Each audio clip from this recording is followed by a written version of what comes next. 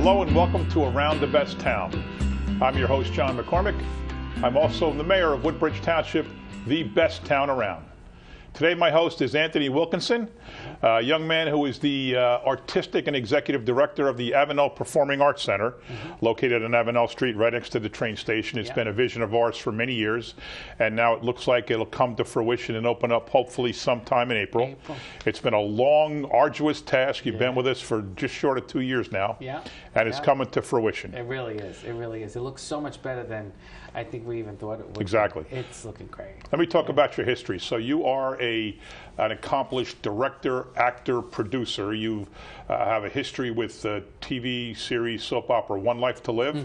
Is it 11 Emmy nominations and 3 awards? 11 nominations, 3 wins, So tell me about the show. I mean, I don't know anything about daytime soap operas. Well, One Life to Live got canceled about 6 years ago, but I started in the, after NYU, I started as an intern there in the early 90s.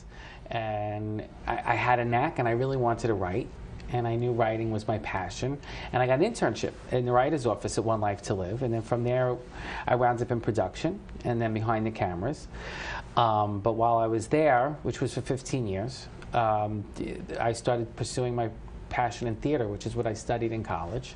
And when I was 24, I started putting shows off Broadway. And I had my first show in the Village.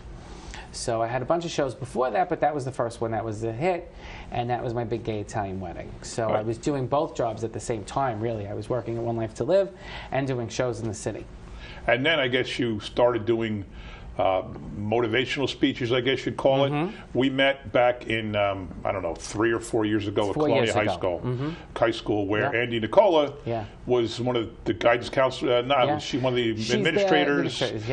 So she got you to come speak to the kids about bullying. She did. Because you were gay as a youngster, and the stigma of that, and the way kids picked on you. And tell me about your message that day. Well, while I was doing my big gay Italian wedding off Broadway, what happened was we were there for, we started doing the show, I guess, in 2001. And then right around 2009, which was around the time I left One Life to Live and started doing theater full-time on Broadway, it was when they had the whole It Gets Better campaign, because there were so many teenage suicides. And somebody approached me from New Dorp High School, which is where I graduated, and said, you know, this is really, we've had a lot of situations in the schools, and we think of you, and I thought you'd be great. And I didn't want to do it. I really had a hard time, because it was a part of my life that I really put in its own little box, and I didn't want to deal with it. And I said, you know, and then she called me and she goes, but if you can help one person. And I was like, well, you know, can I do this? She appealed to your soft side. Of course. And then I was like, and it was hard. And, you know, as somebody who was performing every night and going out there, to actually go out and tell a story that was so raw to me, it was hard. It was horrible. And I remember when I left, I was like, that just took so much out of me, I can never do that again. But what happened was, so many kids connected with me. On Facebook, in person, parents were writing me, and I said, wow. And the way they took so much from this message, it made me feel better. So it became my give back. It really did. It just you feel obligated to keep going. Yeah, it became like everybody has a charity, everybody has something they're passionate about. This became mine.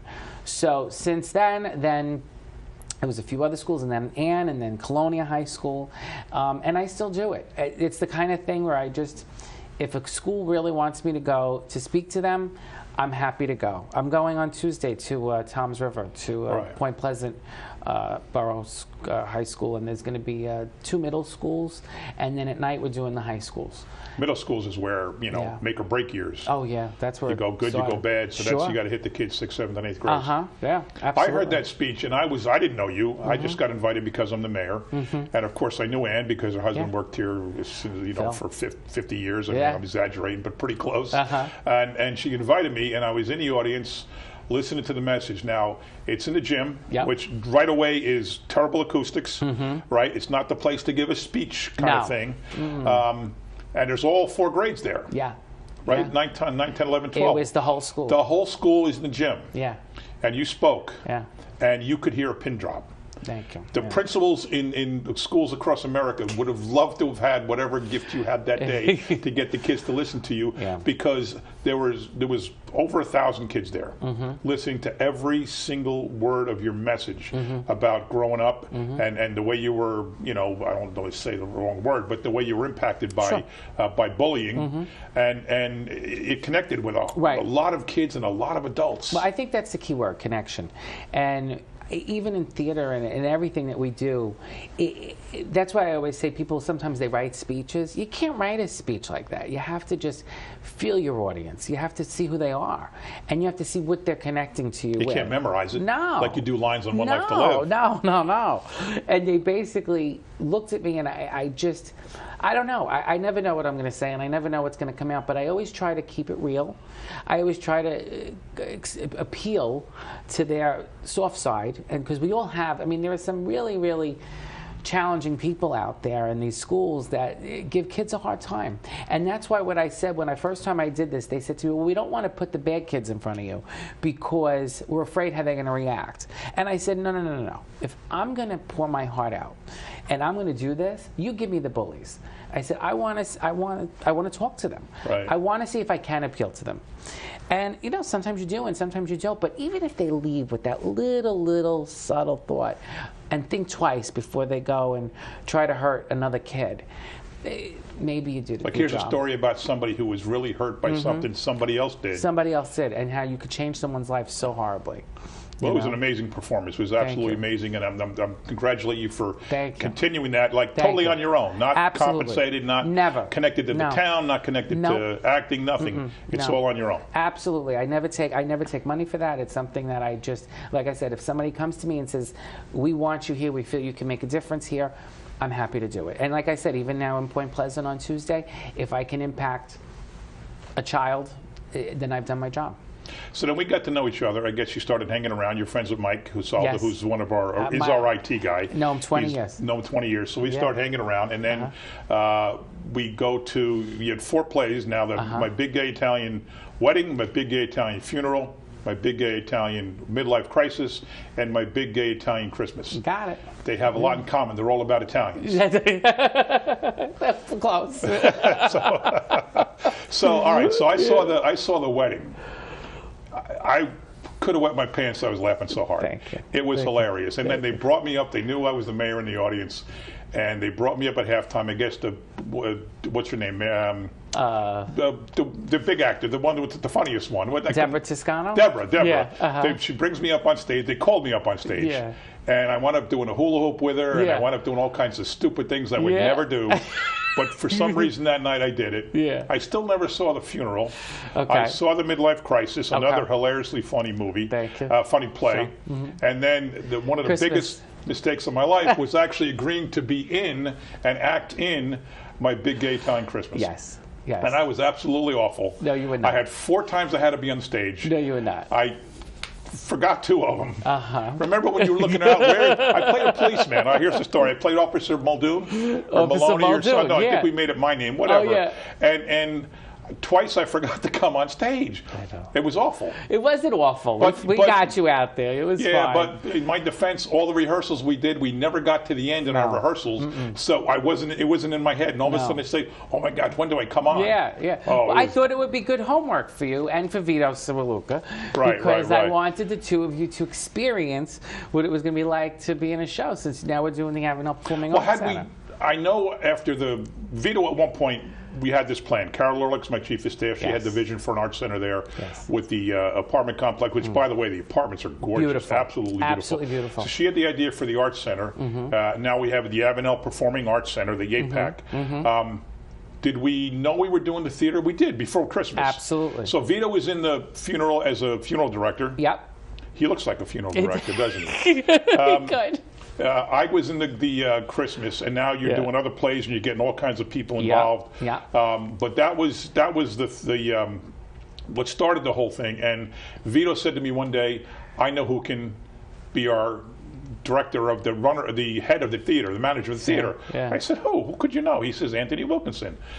right away, it was like, done. Thank you. Done. Thank you. Thank you. And then Vito discussed it with you. We discussed it with you. We went out a few times. We talked about our vision. And you now have taken that and run with it the last couple of years. It's been a great experience. I mean, I'm excited. It was, when I first took the job, it was unique for me because I had, even though theater is my background and I had so much experience in theater, it was more about producing shows and putting shows up and directing them.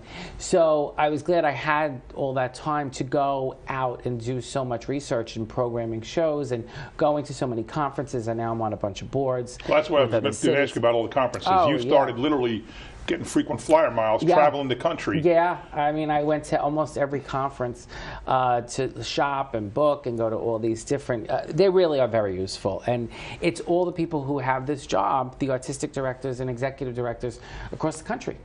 And they all go to these conferences, and I knew who a lot of them were actually from being in the business, and I knew a lot of the agents that go.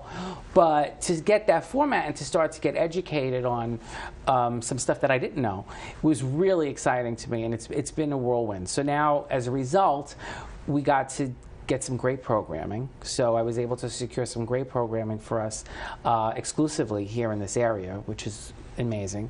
And the talent that's going to be coming to Avenel is unlike anything we have seen here in a long time. But before we get to the talent, you were able to see and meet agents, directors, producers. The conferences are laid out a lot like, I mean, they run for anywhere from 3 to 5 days. Sometimes APAP is a week, but you know, you sit and you go to you have dinners, you have lunches, you have drinks, you have all these mingling sessions where everybody kind of teams up with different people who fit their niche, and then the agents all get some time with you, and they look and they say, oh, where are you? Oh, you're in Central Jersey. Okay, how big is your theater? 200 seats. Okay, well, this show's not for you, but this show might be for you. This show does very well in Jersey. And then, you know, you take that information and then you go to some of the people that you met and say, hey, what do you think about this? What do you think about that? And then you get to go see the showcases. And it's almost like watching auditions. I felt like I was back watching auditions. And these people have their time to perform in front of you, and then you negotiate and you try to see if you can get them here. And sometimes you get into some bidding wars with some other venues. But right, so speaking about the shows, why don't we go break away to a little 90-second video clip we have of some of the shows that we've shown at the State of the Township speech and elsewhere. Let's go watch this clip. Okay.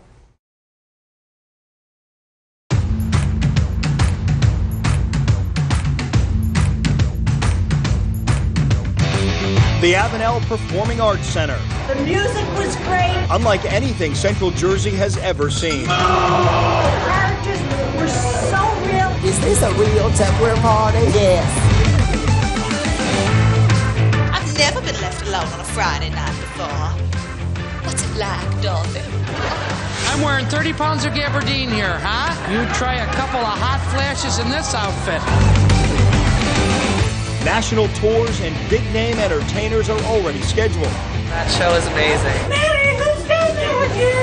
It's George Bailey. Help me, we're going to be here around the hope. You are bringing juggling into the next millennium? Yes. It's like Whose Line Is It Anyway meets a musical. If I think a book might be scary, I just put it in the freezer. Your mom's middle name Harriet? Yes.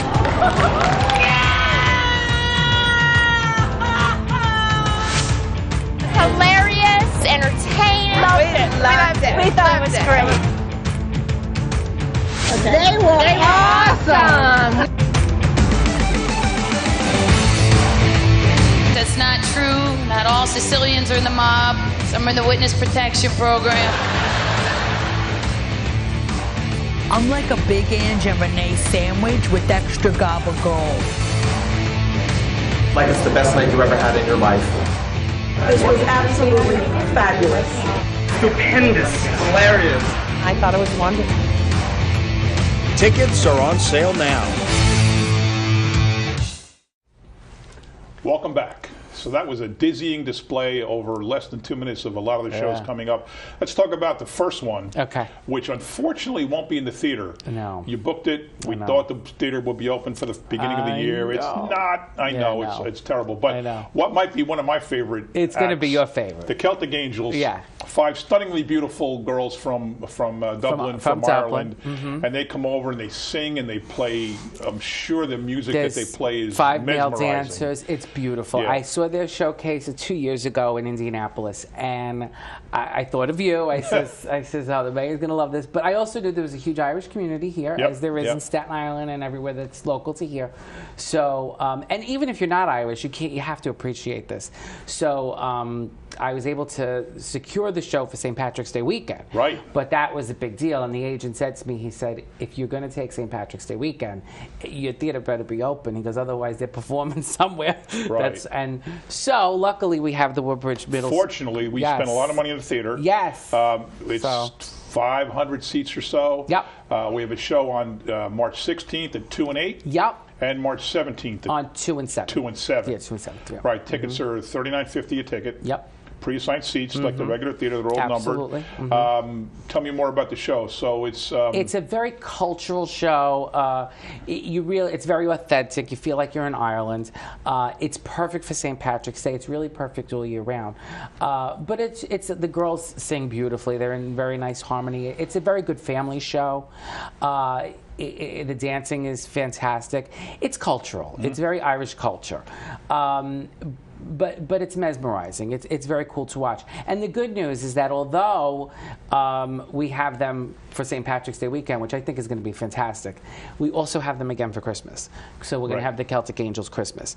But the great thing about this act is they travel from Ireland. I mean, they're coming right from Dublin to Woodbridge, New Jersey. And they're going to be here, and then they go back on tour, and they travel around the world. But we pretty much got them here for St. Patrick's Day weekend, and that's pretty special. We'll talk about a lot of shows, but give the first chance to put the way to get tickets. How do you get them online and the phone number? Right now, all the tickets are available at avenelarts.com, and I encourage everyone to go to the website because you get to see all of our shows. And then when you go to avenelarts.com, you can click on the show that you want. It says buy tickets, and it takes you right to a very modern-day Ticketmaster where it's really animated, and you pick your seats, and if people are not as computer-oriented, we sell tickets at 101 Main Street. We sell 101 Main Street, which is our new box office, and we're all set up there until we open, and then eventually when we open, people can buy tickets at the theater. And now the first show when we open is going to be Dixie's Tupperware Party. Now this one, I don't even know how to describe this. I can. Go ahead, you take it away. Take it away. So Dixie is a dear friend of mine who I met over 20 years ago when we were off Broadway. And I actually met him on a cruise. He was on a cruise that I was on. And what I love about this story was Dixie, his name is Chris Anderson. And Chris was like a starving actor in LA, and he was getting all kinds of extra work, and he was doing some stuff. And to make extra money, he started selling Tupperware, which at the time was pretty popular. What man wouldn't? Right. Want to sell Tupperware. I thought about it for a while when I was in college, you know. Well, he did. And he created this character, Dixie. And it's like... he's drag. He's in drag. So he didn't go to people's houses in drag. He did. Of course, he did Tupperware. But because Dixie's like a character. She's like a Spitfire from Alabama. And it's a very comical character. And she started doing all these Tupperware parties, and people in LA discovered it. Next thing you know, she went on tour as Dixie's Tupperware Party, and the show has been doing so well for over 20. He went on tour. Yeah. Okay. Yeah, he went on tour. Dixie went on tour. He went on tour with Daisy. Yeah. And he became the leading Tupperware salesman in the country. The #1 selling Tupperware in the country. Yeah. I can't wait to meet this guy. It's a great show. It's great. And of course, the first show we're sitting in the front. Yeah. I think I'm moving to the back because the way I understand it, he takes people out of the audience. Pulls people out of the audience. I'm going in the back. I'm not sitting in the front. It's a very interactive show. He's doing like 10 straight shows. Yeah. And he sells out like in Iowa. He sells out Iowa. He just sold out Fayetteville, Arkansas. Yeah. 10 shows? How many shows? 2 weeks. Yeah. You can sell 2 weeks in Arkansas, 2 weeks in Iowa. You better be able to sell 2 weeks in Central Jersey. I hope so in Central. He actually sold 6 weeks in Iowa. sold out. He's one of the best-selling shows. All the artistic directors I met with say that he's one of the. They bring him back every year because the audience love it. He starts April 10th. He starts That's April 10th. right now scheduled to be our first show. I will have seen that show now 8 times. Really? Yeah. But it's always different because it's always he improvises. Different. It's a different show every time because the audience is always different. The people he brings up is always different. So it's an improv show. It's fabulous. It's really, really fun. So that's our kickoff. So we're kicking it off with a really strong comedy. Very strong. Tell me what else, other kind of comedies then we have. get into more comedies. Oh, Yeah. well, then we have Big Gay Italian Wedding. My Right. Big Gay Italian Wedding, which is going to be in June, right around Gay Pride weekend, which is cool. And that's going to be special because there's 10 shows and you have 10 different guest priests performing the ceremony. Officiants, exactly. Officiants, right. One of which is you. The very last one, because I'm away for 9 of those shows. Yep. But I think I'm coming back July 3rd for the daytime 2 p.m. matinee. Yep. We have you, and we have Senator John Bennett. I might be late. I might not make it. Yeah. I might get stuck. You might get stuck. You I don't know can't where get I'm going to be, stuck. No, but you're I not might allowed. get stuck. You're not allowed. And we have the Senator, and we have Vito Simaluca, and we have a few other people. I think we're going to try to get his nephew, the mayor of Broadway. Oh, good. And but what I've done with that show, and I think it's really fun, is we started this back in 2010 when we were off Broadway. We had the idea to raise awareness, to get people into the venue, and to take someone who is a political figure like yourself or somebody who was well known in the community and make them officiate the wedding as a support for marriage equality. Okay. And it worked very well. We got a lot of political figures from New York and New Jersey, a lot of business owners, a lot of school principals, a lot of superintendents, all kinds of positions like that used to come every week and officiate the wedding. So now that we're doing it here in Avenel, I thought it'd be great to get some of the Avenel political people. And each one will bring their family and friends, say, hey, I got to see the mayor in a wedding. I got to see the senator in a wedding. I got to see Uncle Vito in a wedding. Exactly. Do the wedding. Everybody's going to have to come see you. No, they don't have to. I'm not going to advertise it too well. But it's going to be fun. It's going to be a lot of fun. I love it. I love the concept. So that's a good comedy play. Then we have, in September, we have the Golden Girls Puppet Show, which is another hysterical comedy. Okay. That was actually off Broadway for a few years, and now it's going on tour. So we're actually the first tour stop. Here. The Golden Girls Puppet Show. So for anybody who's a fan of the Golden Girls, it's basically like the Avenue Q of Golden Girls. It's very funny. I don't know what that means, but I'm sure it's good. They'll know. All right. Now tell me about, it's a theater, a whole lot of music. Yes, a lot of music. We have a lot of, the difference though is as opposed to doing like some of the music you might find at a concert, it's more like Broadway cabaret. So I have a lot of Broadway stars like Jeremy Stoll, who did the 350. Oh, right. He was terrific. Yep, he's fantastic. He was from what show? Phantom of the Opera. Right, okay. He was great. I have some of the girls from Wicked.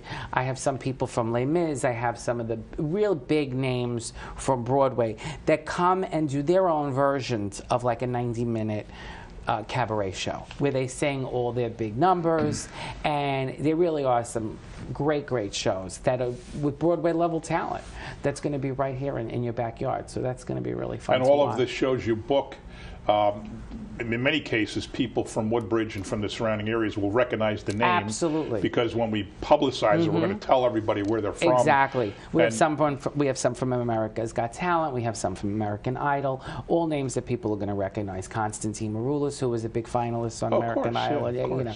So these are all big names that we have coming, and that's exciting.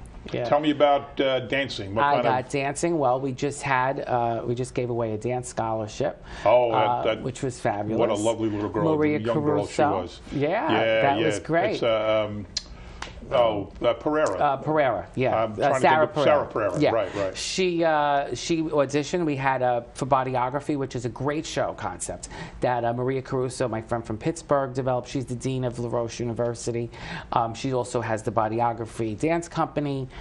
She's from New York, so I know her, and she's been at a lot of the conferences, and we met, and she was auditioning all around the country, around the world. She actually just found a girl in Ireland. Really? For the second scholarship. Yeah. Really? So we got the first one one You in got the Woodbridge first for the one. whole world. Mm-hmm. That's pretty cool. That is pretty cool. And she gave away what will be basically a full scholarship to LaRoche University. It's a $65,000. And this is a young girl that wants to major in dance. Yep. Mm-hmm. So you don't see that often. No, you especially don't see scholarships that size for dance. So, so we did do auditions here, and Sarah was very fortunate that she stood out, and Maria said, "I'm gonna take her." And what are the kind of shows do you have along that dance theme? So that's a great show. So the Bodyography show, which is a dance theme show, is an 80s dance. So it's basically like recreating MTV in the 80s. And it's a video concept show where there's going to be videos, 80s videos, and they kind of dance with the videos. So it's a very cool dance show. So that's a dancing show. We have a lot of comedy shows. I have some great stand-up comedians from Saturday Night Live, from Caroline's in the city, from all the big comedy clubs. So we have some really good comedians that people will definitely recognize them. We have magicians. I have a couple of magicians from America's Got Talent. I have a hypnotist, good hypnotist that's really fantastic. A couple of magicians. We have a fashion show, which is a great Sunday brunch concept. So really a lot of diversity. So I think no matter what your favorite is, there's definitely something in it for everybody. Around Christmas time, we have Santa's Circus, which is a fabulous family show. It's going to be great to do with all the kids. It's almost like taking the kids to Rockefeller Center. They decorate the theater really like unbelievable, and so you really feel like you're in Santa's workshop. And then they do this kind of little Cirque du Soleil, mini Cirque du Soleil type show, and it's fabulous for the kids. Really, really nice. So we have that coming at Christmas. So a lot of variety, a lot of variety. I don't think you could look at our roster and not see something that everybody will like. And the theater itself is 200 seats. Yep. What else about the theater would people recognize that are in the field that I wouldn't think to ask? Tell me. What things? Well, before we get to the restaurant. Okay. But it's got all the bells and whistles, all the lights, all the sounds. It's got a recording studio. Well, one of the things I think that you guys work so hard with, which I appreciate being a part of the process, is the fact that this theater is going to be so comfortable. And you could see it already. I mean, I think one of my pet peeves, just going to a lot of different venues, some of these older venues, the seats can be very uncomfortable and tight, and people don't like that experience. No cup holders, no which cup would holders. drive me crazy. No, you have your drink. Gotta have a cup holder. Right, so you're going to feel like you're at the movie theater. You're going to have a nice plush chair. You're going to have a cup holder. It's a big, spacious venue, so that really, to me, as a theater goer, is something that would drive me to go. And it has the recording studio, so if somebody's in the field that wants to make a demo tape, they can just make an appointment and come in and see it and use it. Exactly. So that's and the fact that we have a restaurant right built into the same building, that's going to be a big attraction for people to come to the show. Absolutely. It's a one-stop shop. You can park your car. We're going to have great valet parking. So your valet. We'll get to that in a second, but stay in the restaurant because we met last night to talk about it. Yeah. And we talked to Chris Waltman, who's the executive chef running we talked to Nick Smith, who's going to do the front of the house and be the manager there. Two great guys. Yes. They're so pumped. They're so excited. They can't wait to open. Yes. The kitchen, is great. It looks amazing. It's beautiful. It just looks amazing. It's all brand new. It's almost bigger than the restaurant. It is. So we have an upscale, casual type menu. Yep. That's people are going to want to come before the show, have dinner. Come out at halftime, intermission. I always say halftime. I'm a sports guy. You're a theater guy. And then stay around afterwards for a drink before going home. And then we got entertainers in the restaurant every night. Right. We have to have every couple hours. You have to have somebody playing with these fancy IRS rules about nonprofit status. You have to. You can't be void of entertainment for more than 3 hours at a time. Exactly. So we're going to have a lot of one man, two man, one woman, two woman, singers, guitar players, whatever. In the restaurant at all times. So no matter when you come to the restaurant, you'll always have entertainment. And you mentioned the parking. We've now picked up some land at the Avenel First Aid Squad. We're going to pick up some land at the very end of Avenel Street, right up against the tracks. We have a temporary parking arrangement with the church, Avenel Presbyterian. We have a temporary parking arrangement with the Union Hall on Avenel Street. So there's not, because of the construction, there's not all the parking on site that's going to be someday. Because of that. But we have a lot of places for people to park. And I think it's going to turn Avenel Street and Rahway Avenue upside down because there's so many places now that will sell and open up in a theater-related concept. Which we've seen in a lot of cities. A lot of cities that I've traveled to, that's usually what happens. The theater opens and then the whole city just blossoms. Exactly. And I think that's absolutely determined to happen. So we just have a minute left, but we're just, I can't tell you how pumped I am for this. Yeah, me too. And Carol's pumped, and Vito's pumped. The three of us and you, 4 of us, are the ones that have been doing this for 2 straight years now. Excited. And every week we meet and we talk about every little fits and finish, every piece of furniture, every color. Yeah. Last 2 days ago we picked the art. Yeah. I mean, I'm suddenly an art critic. I know. That was, So, and it's from in town, which is special. So in 20 seconds or less, tell me why people want to come to Avenel Performing Arts Center. Because it's in their backyard, and it's just like going to Manhattan. It is going to be the same kind of high level, high quality, solid entertainment with good food, alcohol, fun. It's going to be one of the most exciting things to do in your own neighborhood. Well, I'm looking forward to it, pal. One of the best things we ever did was hire you to be the executive and artistic director. I'm Anthony excited. Wilkinson, folks. Thank you for watching. John McCormick for Around the Best Town.